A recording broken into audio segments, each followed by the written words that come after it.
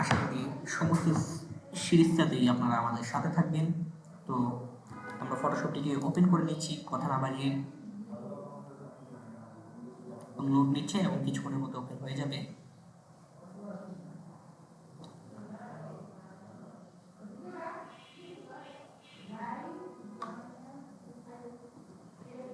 Open হওয়ার পর file থেকে আমরা একটা নিউ একটা ফাইল নিচ্ছি।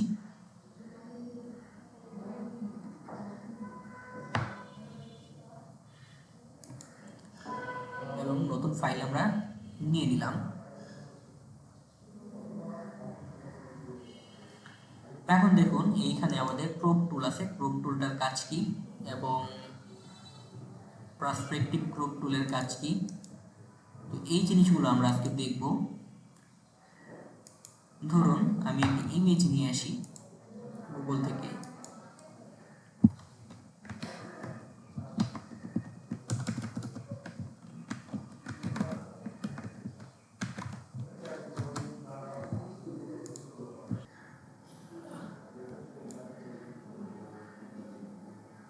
দেখুন বইটিকে কিন্তু আমরা আনলাম এবং এটাকে আমরা কন্ট্রোল টি ধরে এবং অল্টার ধরে আমরা এটাকে জুম করলাম।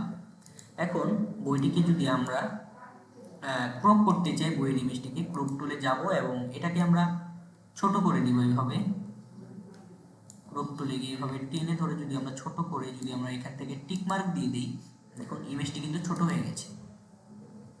তো এইটাই ছিল এই টুলের মূলত কাজ।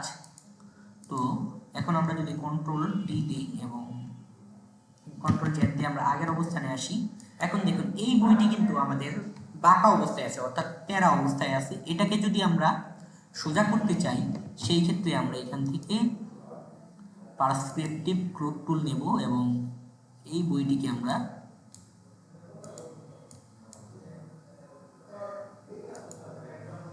যদি আগে ডুপ্লিকেট করি,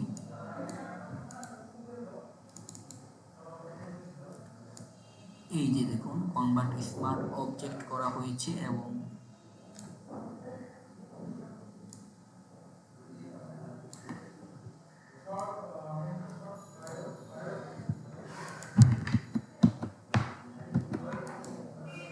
মূলত আমরা এই টুলটি নেওয়ার জন্য আমরা এইখানে টুলটি নিব এবং এইখান থেকে আগে ডাবল ক্লিক করে ইমেজটিকে আমরা এইভাবে অন্য একটি লেয়ারে নিয়ে নেব এবং এখান থেকে এই টুলটিকে আমরা এইভাবে টেনে ধরব।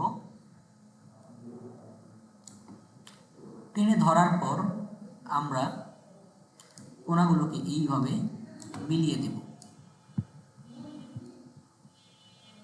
দেখুন আমি কিভাবে টেনে, এই যে মাউসে ক্লিক করে টেনে ধরে মিলিয়ে দিচ্ছি।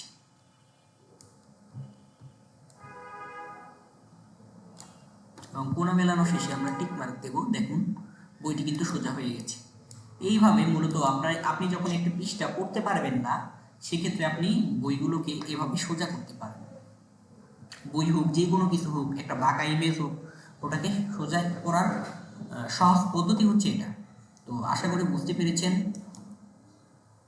তো ভালো থাকবেন সবাই, সুস্থ থাকবেন। আশা করি বুঝতে পেরেছেন সবাই। তো এই পর্বে এইটুকুই ছিল। পরের ভিডিওতে আবার আরও কিছু টুলস নিয়ে আলোচনা করব। সবাই ভালো থাকবেন এবং ভিডিওটি ভালো লাগলে অবশ্যই চ্যানেলটিকে সাবস্ক্রাইব করবেন।